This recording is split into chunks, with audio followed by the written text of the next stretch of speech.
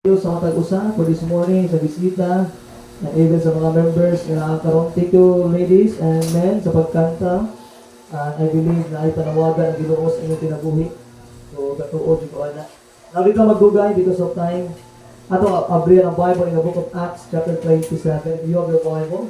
Kung naa kay Biblia sa Bisaya, buhat. 27. Versikulo 14 hangtod sa 20. Verse 14 down to verse number 20. Chapter 27, verse 14 down to verse number 20. Turn with your Bible today, and I try to read this responsibly.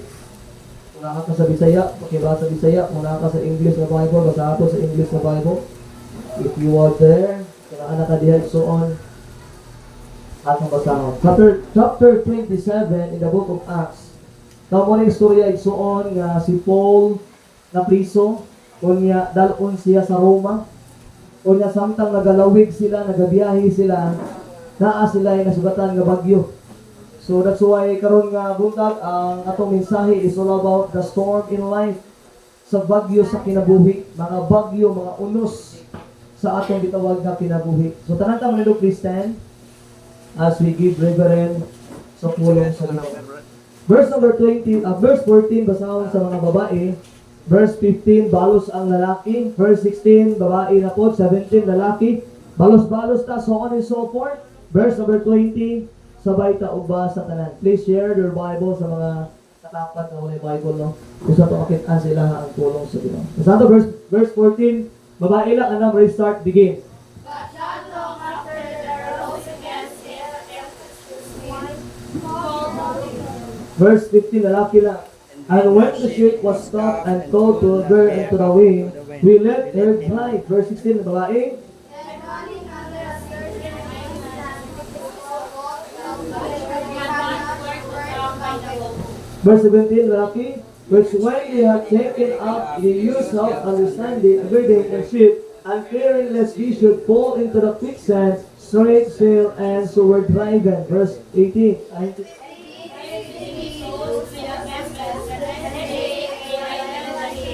Verse 19, lalaki lang, and the third day were cast out in their own hands, and tracking on the ship. Verse 20, and the restart begin.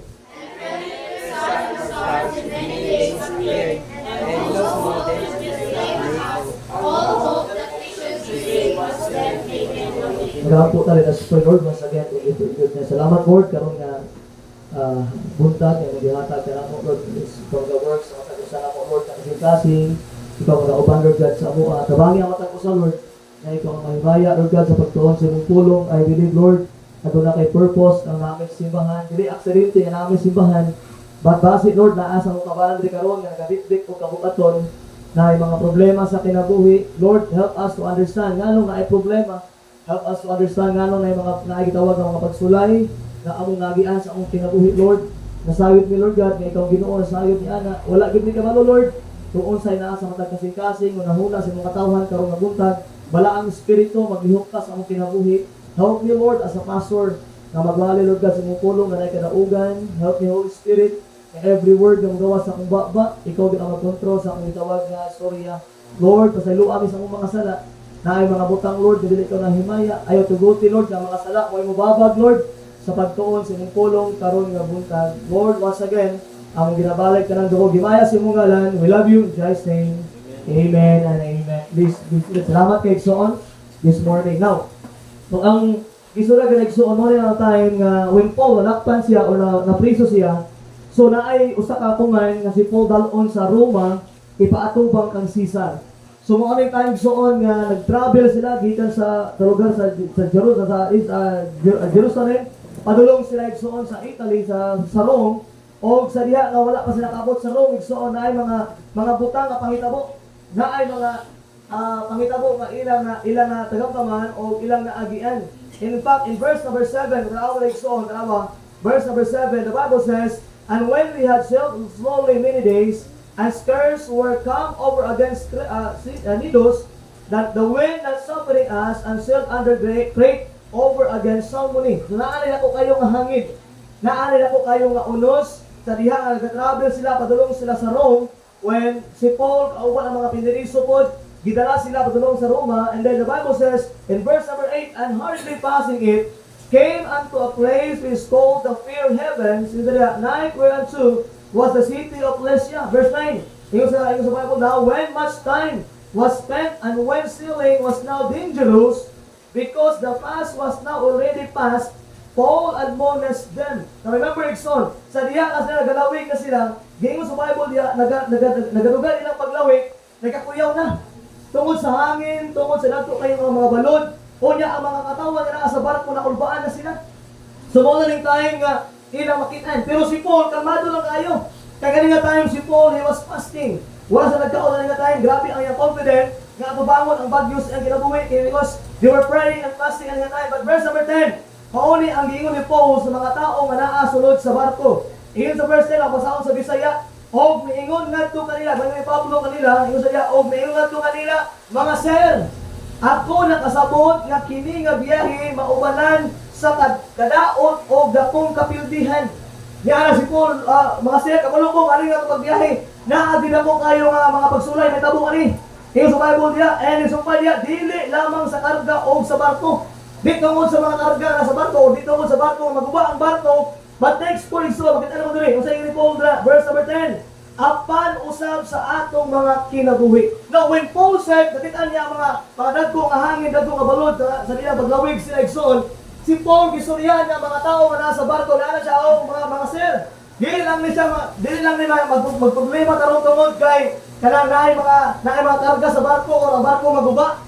But Paul emphasized, ingon sila, even kung wala man yung dawat ng mga butang na nasa barko o wala may mga nasa barko, nasa mga barko, mga dami sa barko, no, mga sir, sa akong kinabuhi, ingon ni Paul diya, naagi mga butang na atong mga tawag na maagian. Sa verse 10, apan usab sa atong mga kinabuhi. Now, what Paul telling is, every life, every person, every man, every woman, every creation na sa mga tao igsoon, trouble is given to every people.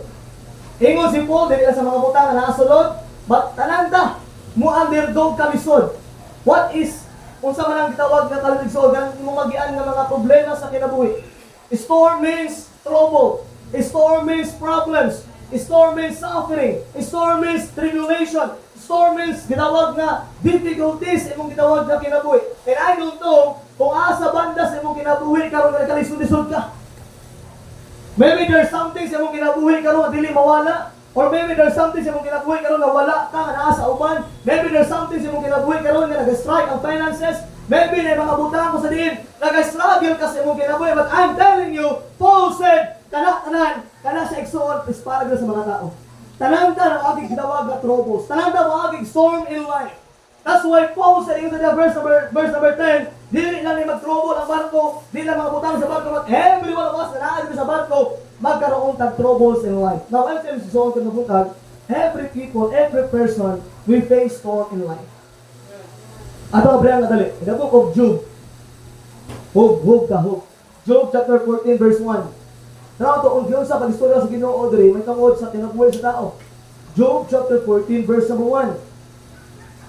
As I said kanina, when Paul said, nga ang kinabuhi igsoon is full of trouble. Ang kinabuhi sa tao, agigid og kalisod, na mga problema sa kinabuhi, o kung karon nabunta ka tumasayran, kung unsay rason nga nagka-problema ta. Verse 14, chapter 14 verse 1. The Bible says, ang basaon sa English, man that is born of a woman is of few days, and what next word? Full of what? Troubles. Na, ingon sa Bible, so tanan ng mga tao gikan sa babae, isang may na tao gikan sa babae, siguro wala mong gurud ka sa lalaki, gano'n. Okay? Tanan ba, hihagi sa babae, ba? Tingnan na, man that is born of a woman.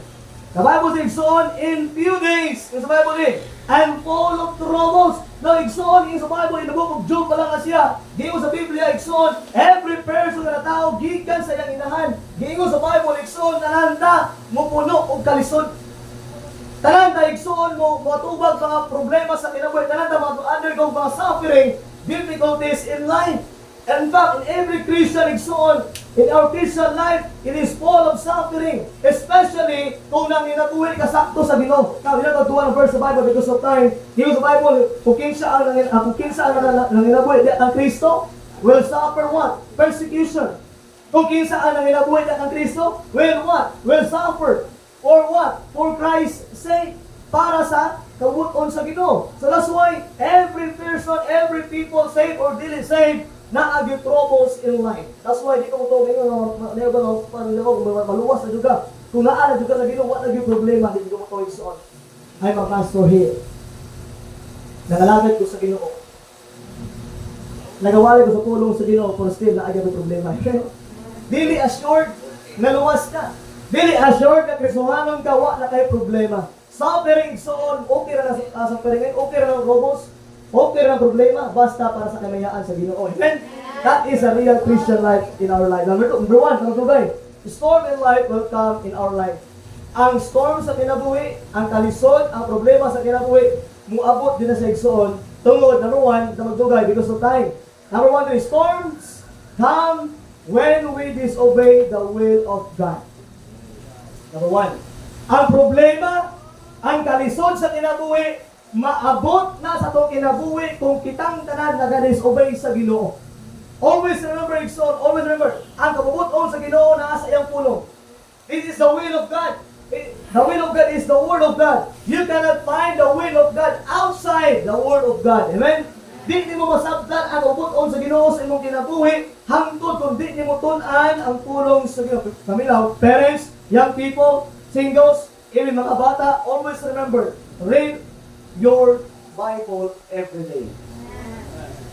The will of God, you'll find ang plano sa Ginoo sa imong kinabuhi. Pasabtan mo sa iyang pulong. Remember, God only knows your future. God only knows sa matabo sa ugma. Kinsa may nagdahong nga ugma, buhay mata. Wala nagdahong na. Kaya posible o niya, magtulog kinukaon ka sa Ginoo. As I said, anak ko sa nagwalim sa ang gitawag na tawag naman sa funeral service akong pamilya ako. Namatay akong angkol, wali ko dito.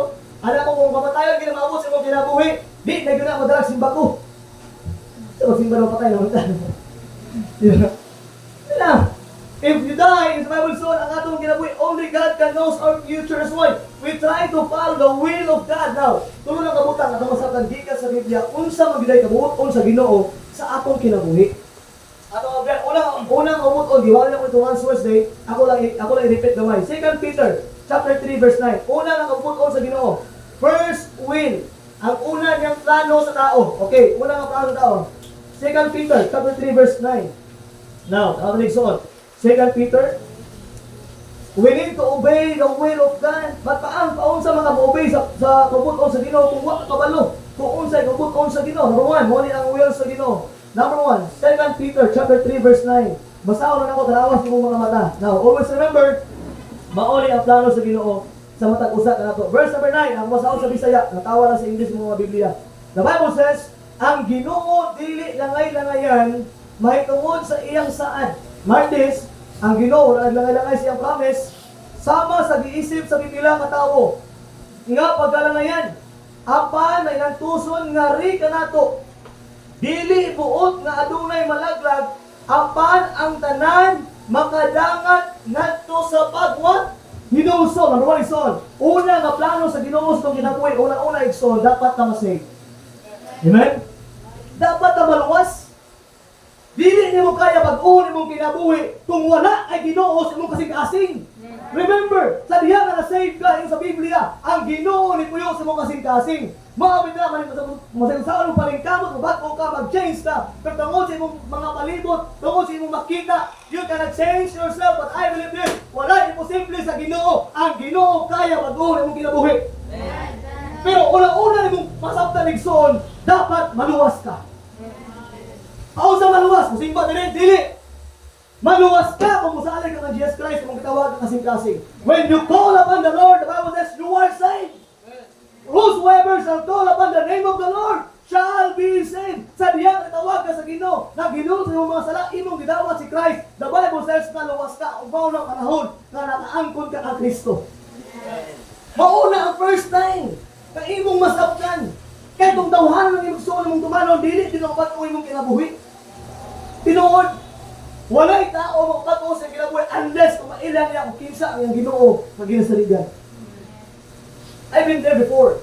When I was in teenagers, nag-intern ako before, dagan ko mga lagian po ng mga barkada. Bisto sa kinabuhi, lagian ako tanan. Paabot ako 18 years old. Somebody told me, somebody shared for me about Christ. Wa ko nagduwa katong time, 18 years old ko, akong gisaligan si Christ, ako siyang gidawat, but for the grace of God, salamat, gibag ko sa Ginoong kinabuhi. For the grace of God, salamat, nakabarog ko sa tubangan karon. Sa una nga adik, sa una nga palahubog, sa una nga kahit sa ganalyon, but now, nagawali sa pulong sa Ginoo. Ano man, kay akong naanggol si Kristo. That is the key. Maunang ginang susi igsoon. Dili atong reliyon.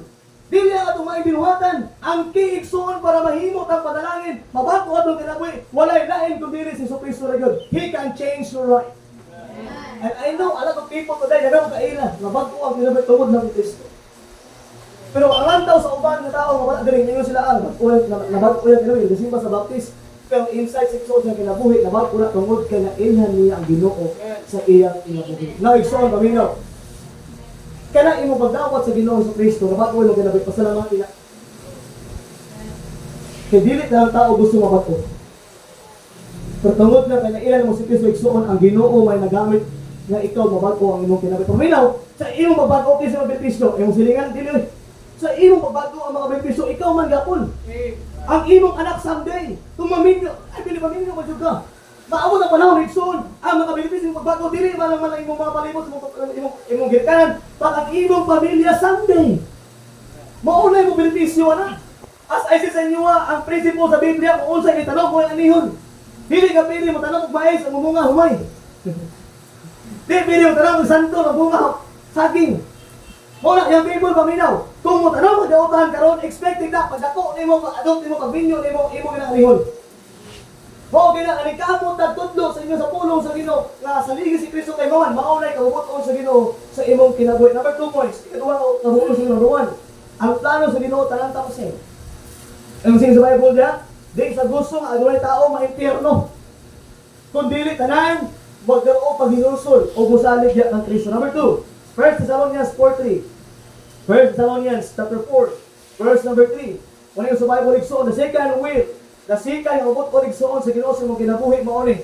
Una-una, number 1, the storms comes when you disobey the will of God. Kung mag-disobey tayo igsoon sa plano sa Ginoo, nagi problema na. Problema kita diya. Pero now igsoon, ikaduha ko ubot sa Ginoo. 1 Thessalonians 4:3. Yung sa Bible diya, masaot sa verse number 3. Okay? Verse number 1 Thessalonians chapter 4 and verse number 3. The Bible says, for this is the will of God. Even your what? Sanctification. Sa imong gitawag kapag sinaport. That ye should abstain from what? Fornication. Verse number 4. Verse number 3. For this is the will of God. Even your what? Sanctification. Set apart. And even your separation. Muna sa youth camp, na itulong ka S.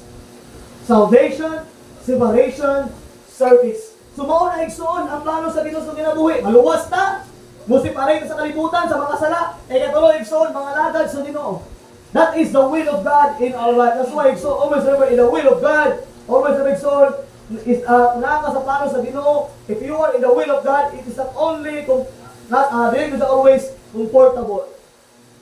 Kung naka sa plano sa Ginoo, baka hindi ka komportable. Kaya naman, naman ka sa unod pamanggod. But remember, it is the will of God igsoon, number 1, to be saved. Ikaduha, to be separated, malayo sa mga butang na naas sa kalibutan. Number 4, number 3, is to serve Him. Number 1, igsoon, nga nung maabot pa ng problema sa kinabuhi, because we disobey the Lord. We disobey the word of God. We disobey the will of God in our lives. Number 2, ito magtugay igsoon. Number 1, why storms comes in our life? Number 1, because number 1, storms comes when we disobey the will of God. Number 2, the storms comes when there is sin and what? Worldliness. Ang problema sa kinabuhi igsoon, moabot sa kinabuhi kung naatay sala o naatay gitawag na connection sa kalibutan. Ito yan, Hebrews chapter 12. Hebrews 12. Sa Biblia, Hebrew 12, versikulo 1 hanggang sa 6. Kaigsoon, ito talking about sa pulong sa Ginoo, Hebrews 12. Ang problema, igsoon, nag-aabot. Because God correct us. God sustains us. Gibunalan sa Ginoo tungod sa tungitawag na one, mga sala.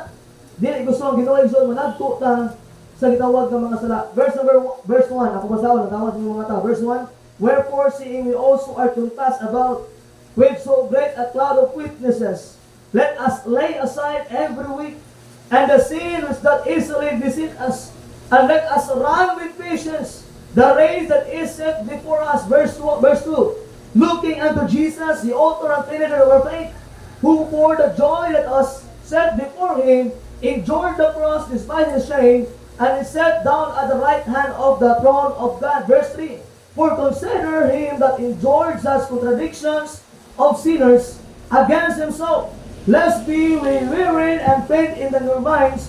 Ye have not yet resisted unto blood, striving against sin. Verse number 5, and ye have forgotten the exhortation which speaketh unto you as unto a children. My son, despise not thou the chastening of the Lord, nor faint when thou art rebuked of him. Verse number 6, naawa na. Ato basahon sabay na start begin. For whom the Lord loveth, he chasteneth, and scourgeth every son whom he want. Receiveth our beloved son. Ang gisuryahan sa book of Hebrews 12, it is the Son of God.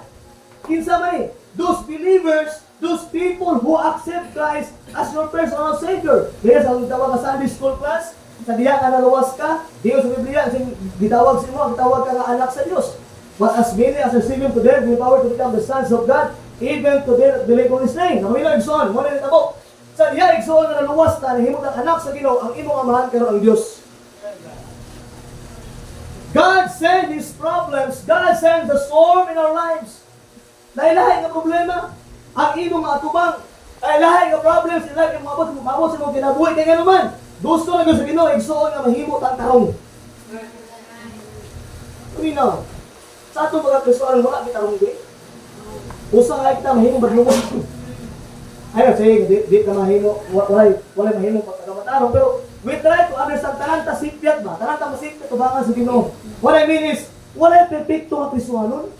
Dili, ibig sabihin, luwas na anak na kasi huli na kayo, balaan na kayo, dili, ugma, makasala, igatong ka, amen?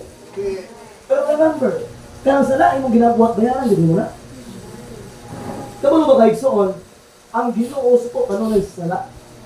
God hates sin. Tama ba?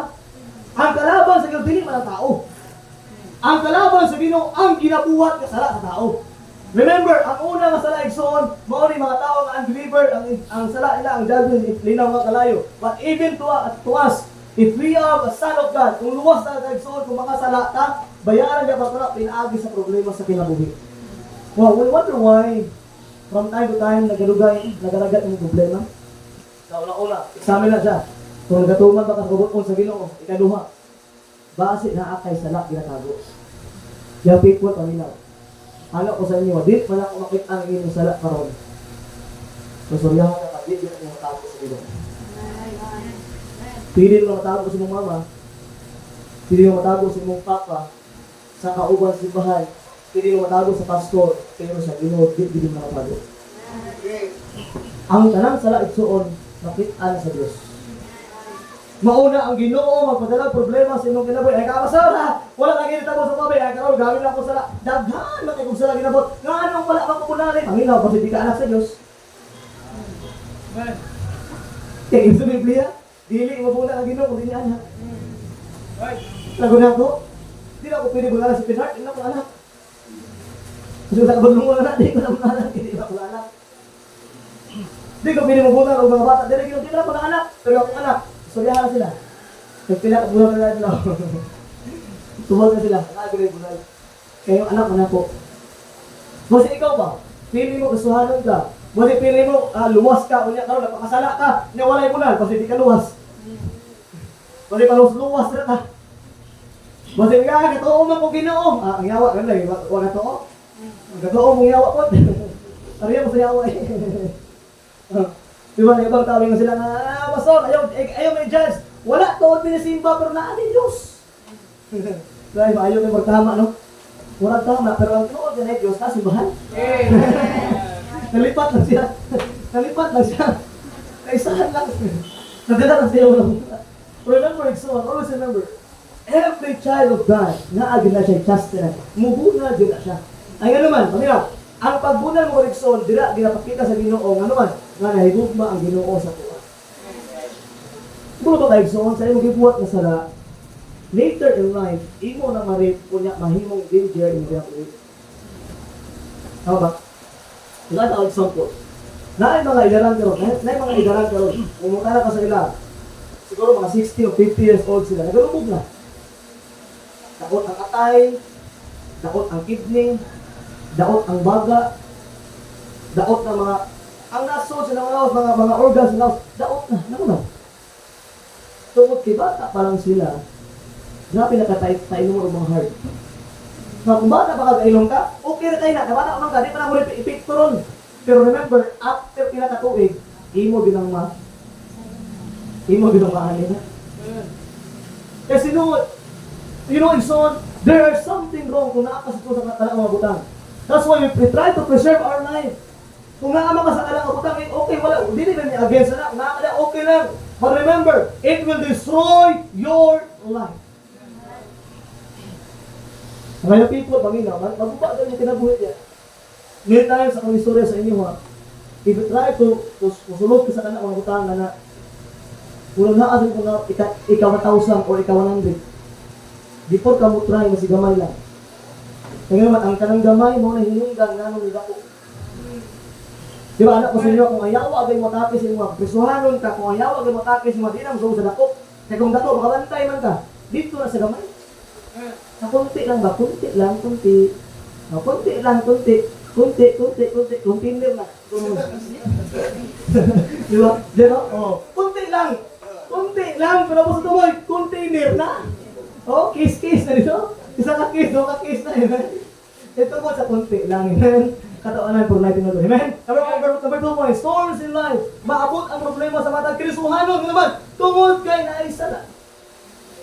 Now, so, hindi na ako makita rin mo sala. Pala ko dali para i-examine kung saan mag-ibuhat ka sala between you and the Lord. Amen?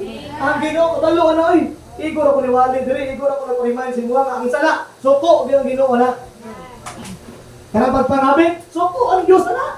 Maski pagdato ka, maski pag-imuha ka ng para sa kalibutan, kung nanghabit ka, sala na tubangan sa Diyos. Suko ang Diyos niya. Isa ba, fornication? What is fornication? Pakigilawas. Before kayo magdulong, pakasalsa.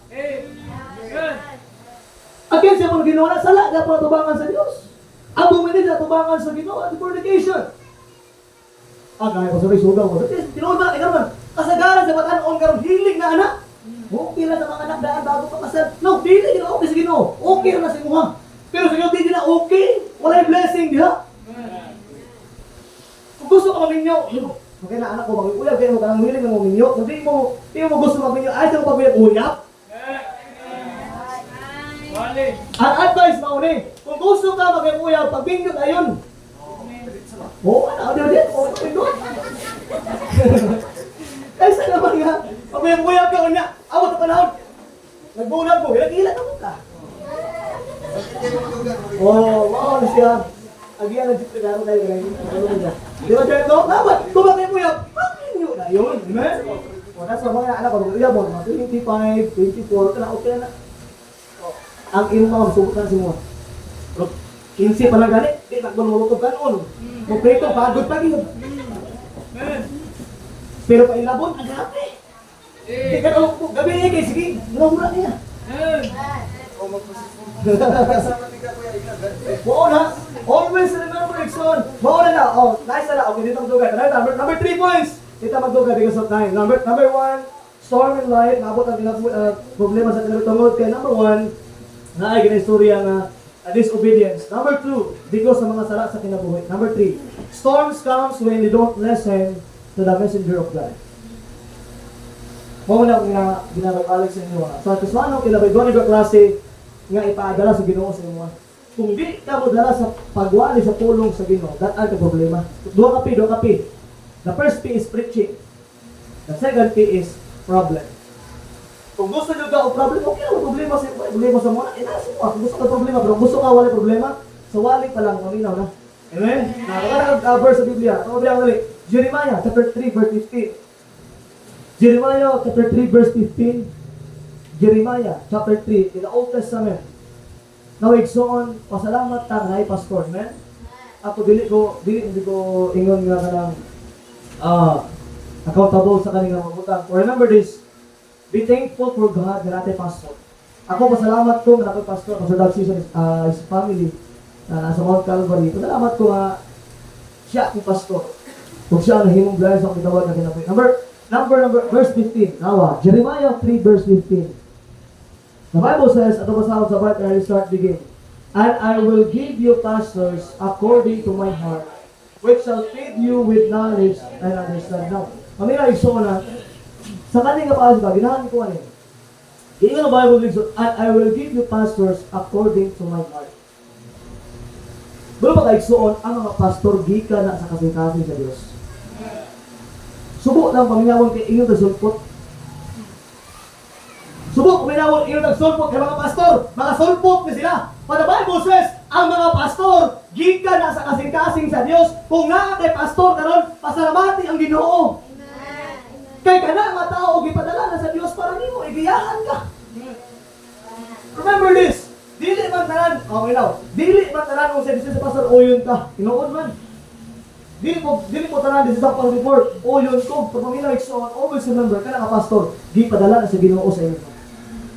Kung mao mo na pinaka last chance na mutandog sa mga kasing-kasing, kung anak ka pastor, mo na last chance na imong imahimo nimo nga gitawag na kupta sa imong kinabuhi. Remember this, the Bible says, and I will give you pastors according to my heart, which shall feed you with knowledge and what? Understanding. Ang pastor, mao ni magpasabot sa imo, tagaan ka sa Ginoo, kaalam, o pagsabot, pinaagi sa iyang saman. Messenger. That is a pastor. That's why, as a believers, Christians, we need to listen. And sometimes, di ka maminaw sa pastor, mauna, abot sa panahon, magka-problema ka. Na-troubles in life, difficulty, suffering. Kaya naman, wala ka nagatay kung advice sa pastor. Nga ang pastor, mamanagilala sa Ginoo sa mga paminaw. Tagkahanay ka. Ayaw yung daulaw doon sa kuha kung na kay problema. Yes. Kung maulaw ka sa kuha na kay problema, so yan ka, I'm telling you, kung nakaka, young people, maminaw, kung nakakay problema, ayaw ka ulaw doon sa kuha. Kaya I'll be the one, kung tinuod man nga imong gi-apprehend ako pagka-pastor, kung tinto, kung imong gidawat na pastor ko nimo, ang alay ka lang, hindi ka madawat na pastor ko nimo. Pero ang imong gidawat na pastor ko nimo, what this, gikan ko sa Ginoo. Ang Ginoo nagpadala sa kuha, I make sure kung nakatay mga problema, just tell me, kayo naman, una-una, di ka maampuan kung wa o kabalo sa problema. Pero some of us, dili mo doon, ano man, I don't know, hindi problema na to. Young people, maminaw, just get my number. Kung na problema, tawagin ko. Kung dili, kung mga babae, mga ladies, na-number lang ko asawa. Wa ang number lang asawa, ipa-iskola sa kuha. Hindi mo kung sa kuha, okay lang. Na-akungay, kung babae ka, na-akungay, kung lalaki ka, just tell me. Paminaw, so, dili ko, maritis. I'm a pastor. Kung naakay problema, iskola sa kuha, di na ko na-iskola sa kusilingan, oy. Ako nang isura sa Ginoo. Kasi mahadlok kami sa problema kaya kasi ako maritis sa biligsoon, maminaw, I am a pastor. Kung ako nang buhaton, ako'y manubag sa Ginoo na. O di ko gusto tungkol sa akong gibuhat na mali, akong pamilya ang magsakripisyo. Gitawag ko sa Ginoo. Remember this, just listen kung kinsa ang gipadala sa Ginoo sa imuha nga pastor. Kaya naman, kana igsoon na blessing, na panalangin na ayaw yung kaulaw igsoon from time to time, kung na problema, whatever, what problem, kung kwarta mo na, wala ko'y makatag ang kwarta, pero pwede ka mampuan, na kanang kwarta ang makit-ani mo. Negosyo mo na, trabaho mo na, eskwela mo na nimo, just tell me and I can pray for you. Mura ang gusto igsoon, sometimes malito kung sa mga amtok, ako pa sa problema nimo. Kung problemado ka, if problems comes in your life, just tell me. Text me, Pastor, let's pray for this. Kailangan na ko ni. Yes, I will pray for you. Di ba ka na nag-pray ni mo? Specific ay kung sa kinahanglan ni mo. Pastor, pwede ko naman kinakuha ni. Yes, I'm willing, I'm waiting for you. Gusto na sa kanang naman. Mauna sa akong trabaho. Ano ko trabaho? Di naman ko grabe po mga tingayog sa kinang. Tingayog sa kinang, wala anong kuha na. ang akong trabaho o atimanon mo ng mga anak sa Diyos. Pakanuan mo sa pulong sa Ginoo. O the best thing, mag-angkot ko para ninyo. Now remember, it's on, just tell me your problem. Ay kaulaw. Dili ko amay kaulawan so mo ay kaulaw because I am the man of God. Listen to the man of God and so on. Even in your major decision, kung magkakaroon ka major decision, so on, malinaw. Just ask advice. Ano man, ito mabilang ulit. Proverbs, chapter number 19, verse 20. Maayo so on, kung mga advice sa mga man of God. It is very important sa una, kung napa ko sa mga Calvary, most of the time, sige, gugukol kay Pastor God, Pastor, how about this? How about this? Then we pray about that, and then things will happen. Things we're going together because of what? I asked my pastor. Now, Proverbs chapter 19, verse 20. Now remember, storm comes in, ang problema sa ganang mabuti because sometimes wala na paminaw sa pulong, wala na paminaw sa pastor or sa messenger of God. Verse 20, ang basahang tanawa diya, hear counsel, paminaw o tambag, ug dawat o paghimangno, aron ikaw mahimong maalamon diha sa imong kaulihang katapusan. Remember, it's on hear counsel and receive instruction, that thou may wise in that one, not that one. Now it's on how to be wise, doon sa man of God. As I said, mo na ang trabaho, mo na ang profession karon, pastor na ko. Kung naa kay problema, just tell me and I will pray for you. Amen? Sometimes, ang problema, ang problema tungod kay wa ka nangayong advice sa atong tawag na pastor. Number 4, don't do that because of time. Number 4, of data moment. Storms in life, mabot ng ginawa because number 1, we disobey the will of God. Number 2, because of sin in our lives. Number 3, we don't listen to the messenger of God. And number 4, why storms in life abot ng ginawa because God wants to fulfill His purpose in our lives. Dahil mga problema, maabot sa mga ginawa, ikaw gusto sa Ginoo na ma-fulfill ang plano sa Ginoo sa imong kinabuhi. Ito kaya Romans 8:28, familiar verse. Unya ato balikan sa Acts unya about sa stories na ito. Okay, Romans chapter 8 verse 28. A storm reveals our true character. Ang problems in life, mugawas niya ang tinuod na itong karakter as Christian. Sabi Romans 8:28. Storms comes because God wants to fulfill His purpose. Naay purpose ang Ginoo sa mong kinabuhi. Naay purpose ang Ginoo sa mong kinabuhi. And I'm telling you this morning, I believe mo ni kadaugan nga tumasabtan. Kananta na basahon, verse 28, restart, begin. And we know all things work together for good to them that love God, to them who are called according to His purpose. All things work together for good to them that love God. Kung unsay mga pangitabo sa mga kinabuhi, problema man na, suffering man na, persecution man na, anything, storms in life, all things work together for good. Ang tanan nga pangitabo, it will turn to good. That's why ayaw di basula ang Ginoo kung unsay nitabo sa mga kinabuhi. Kaya ang tanan pangitabo sa mga kinabuhi, aduna gyud purpose ang Ginoo. Naay katuyuan ang Ginoo. Amen? Remember that everything will happen in your life. God has a purpose. Na wala ba guys sa istorya ito ibasa nila Book of Acts? Bakit yung ibasa kanina? Na Book of Acts, the purpose nga ano igsoon na ay storm para si Paul makatudlo sa mga tao nga naa sa barko. O si Paul maka-encourage sa mga tao nga nasa barko, even sa mga storm in life. Pero atong balikan, Acts, Acts chapter number 27. Acts chapter 27 and verse number 21 down to verse number 23. Acts chapter 27. Mamata. Madalas last verse pamabihan. The more we have storm, the more we have power. We have power sa Ginoo isoon. Acts buhat kapitulo 27-21. Okay, 21 hangtod sa 23. Naawa na igsoon. 21-23. The Bible says, naawa sa Bible igsoon. Verse number 21. The Bible says, but after long abstinence, Paul stood forth in the midst of them. Now, ang purpose na na-storm para si Paul naman, maka-istorya, makabarog sa ilahan. In verse number 21, it will try to understand siya. Midst of them, and said, sirs, you should have hearkened unto me, and not have lost from Crete, and to have gained his arm, and lost. So, pinaka-verse mo ko, kaya si Paul, ayaw sa mong lawa, di sa mong lakaw, kaya naman, naagid ako nga bagyo, pero nisupak man ang mga kapitan, nilakaw yun sila, nakatubang sila bagyo, but in verse number 21, gingon ni Paul niya, okay, mula na siya, in verse search, you should have hearkened unto me. Unta, naninaw mo na ako. Mula yung Paul 3, naman, verse number 21, the Bible says, and not have lost from trip and to have gained his harm and loss. Verse 22, and now I exhort you to be a good cheer. Kinkaris niya ang mga tao dito. Ayun na mo, kabalata. Nalagay pa bagyo, pero okay lang, kung wala problema na. Okay na kailangan naman.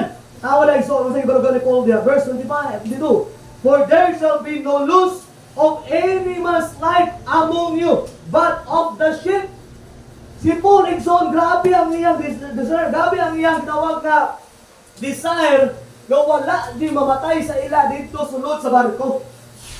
Ikaw, so, kung mananagat ka, napanistorya ang mananagat, kung dagto o gilaw kayo ang balon, makainong gilaw ka, di, na di mo balik sunod. Tungod sa adlok, liman ka, panakasalanan, wala ka makita na bungtod, ang makita, ngit lang kayo, dulong lang kayo, kung yung dagto, kayong balon, ang balon na sobra, ng 2 story, 10 stories na dagto, magdukot-dukot, pagkala na, yung anak, hadlok, nga sa road, kung ay bagyo, kani igsoon mo na lang na-experience sa time. Pero ingon ni Paul na igsoon, be a good cheer. Ingon sa niya, o karon ako, nagdasig ka ninyo, nga magmalipayon. Naman ka? Kay bagyo, kung ingon si Paul magmalipayon, unsang klase ng tao naman. Ingon si Paul na, verse 22, magmalipayon kay, walay pagkapildi sa kinabuhi, ni kinsang tao, dinha kaninyo, apan sa barko, verse 23, kay dihay nitindog doon kanako, niini nga magabion, nga anghel sa Dios, sa kangkinsa ako o kangkinsa ako nag-alagad. Now, third song, when Paul said, encourage ang mga tao na nasa barko, oh, be a good cheer. Pagbalipayon ka mo, maski na sa bagyo ba? Pagbalipayon ka mo, ngayon sa wali. Ang trabaho ng Lexon, hinaka sa problema, ang among ginabuhat is, gina-encourage ka, mga despite sa problema, magbalipayon niya kung ka. Kay kabalo ng Lexon nga ang Ginoo di mo masagat mo. The same thing with Paul. In Paul 3, verse number 23. Ito diya, verse 24. Tama diya. In the Bible, verse 24. Saying, fear not, Paul, thou must be brought before Caesar, and lo, God hath given thee all them that sail with thee. Wala yung maling in the Bible. Si Paul, kampante siya, ng istorya ng mga tao. Okay, be a good cheer. Wa lagi mga matay na tudure. Ananta, maabot sa Roma. Kaya naman, maudinit plano sa Ginoo na si Paul, maabot din siya sa Roma. So, ibig sabihin, all things work together for good to them that love God. Amen?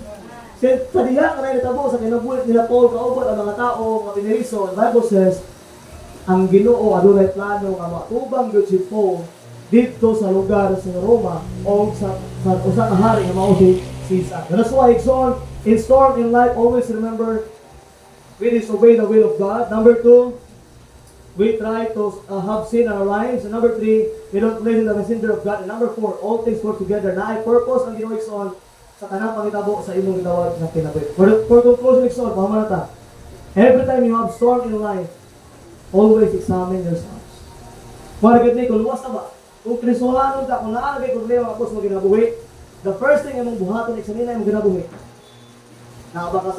Nag-obey ba ka sa plano sa Ginoo? Naabay sala sa imong kinabuhi, naminaw ba ka sa pastor, o madalas mo ni ang good thing, na ay purpose ng ginawa. Always remember, in times, in storm in life, mga young people, maybe ka pastor, wala mo ko storm ka, wala ka problema, ulat lang. Kaya maabot yung panahon igsoon, tananta, matubang problema sa Ginoo. Amen? Tagaan ang problems in life sa Ginoo. Always remember, examine yourselves. Why it is happening. Ano nitabo ulit siya? Don't be angry with God. Ayaw kasako sa Ginoo. Mga sulatang igsoon, the troubles come because of you. Ano may problema? Kaya gipilit man mo, magka-problema ka. Always remember, troubles is a choice. Depende ang gusto mo. Upat lang kabutang. I-examine mo kagalingon kung naay problema, mabot sa mga Ginoo. Una, napakisala na nabuhat. Nag-obey pa ka sa pulong sa Ginoo.